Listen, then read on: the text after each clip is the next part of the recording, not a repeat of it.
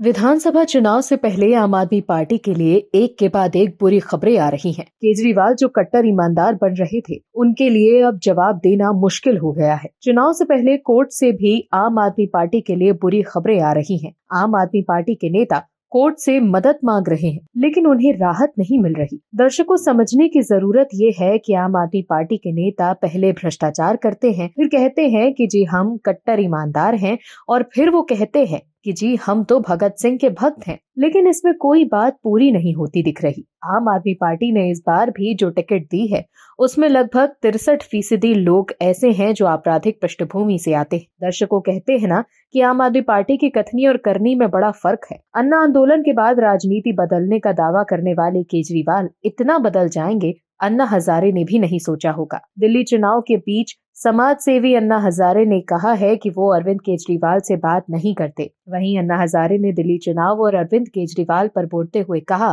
कि जो जैसा करेगा वो वैसा भरेगा। दिल्ली के लोग उम्मीदवार देखकर वोट दें। जिस दिन से अरविंद केजरीवाल ने पार्टी बनाई है, मैं उससे बात नहीं करता। दर्शकों, केजरीवाल को अब भ्रष्टाचारी नेता ही पसंद हैं, लेकिन आम आदमी पार्टी के नेता तो भ्रष्टाचारी भी निकले, उगाही वाले भी निकले, और 2020 में तो दंगाई भी निकले थे, जो आज किसी और के टिकट पर चुनाव लड़ रहे हैं। लेकिन अब कोर्ट से जो खबर आई है, उससे आम आदमी पार्टी को तगड़ा झटका लगा है। क्या है खबर, बताते हैं आपको इस रिपोर्ट में। आपको बता दें कि मकोका मामले में जेल में बंद आम आदमी पार्टी विधायक नरेश बालियान को दिल्ली हाईकोर्ट से झटका लगा। कोर्ट ने दिल्ली विधानसभा चुनाव में प्रचार प्रसार के लिए बालियान को कस्टडी पैरोल देने से इनकार कर दिया है। कोर्ट बालियान की ओर से दायर जमानत याचिका पर 30 जनवरी को सुनवाई करेगा। जस्टिस विकास महाजन ने दिल्ली पुलिस की ओर से पेश एसपीपी के विरोध के बाद कस्टडी पैरोल की मांग को खारिज कर दिया। आपको बता दें कि मामले की सुनवाई के दौरान बालियान की ओर से पेश वकील ने ताहिर हुसैन को सुप्रीम कोर्ट से मिले कस्टडी पैरोल का हवाला दिया था। उन्होंने कहा था कि ताहिर हुसैन को सुप्रीम कोर्ट ने चुनाव प्रसार के लिए कस्टडी पैरोल पर रिहा करने का आदेश दिया है। बालियान ने इसी आधार पर 6 घंटे की कस्टडी पैरोल की मांग की थी। उन्होंने कहा कि मैं हिरासत के दौरान कस्टडी पैरोल का भुगतान कर सकता हूं। एक मौजूदा विधायक के रूप में मैं हिरासत में रहूंगा। उन्होंने ये भी कहा था कि नरेश बालियान के खिलाफ मकोका का मामला नहीं बनता। तब दिल्ली पुलिस की ओर से पेश एसएसपी अमित प्रसाद ने कहा था कि नरेश बालियान खुद उम्मीदवार नहीं है। बालियान ने दायर याचिका में कहा था कि उनकी पत्नी दिल्ली विधानसभा का चुनाव लड़ रही है, लेकिन इससे उनका कोई अनुभव नहीं है, इसीलिए उन्हें कस्टडी पैरोल पर रिहा किया जाना चाहिए ताकि वो अपनी पत्नी के लिए आवश्यक व्यवस्थाएं कर सकें।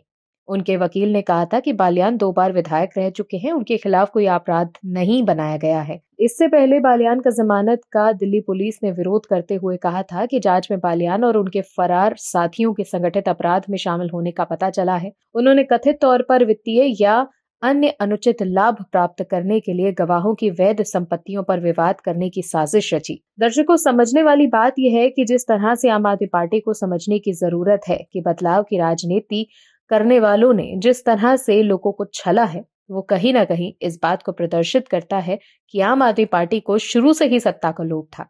जन सेवा उनके मन में तो कहीं थी ही नहीं। Bureau report, OMH news. आप दर्शकों से विनम्र निवेदन है कि चैनल को सब्सक्राइब जरूर करें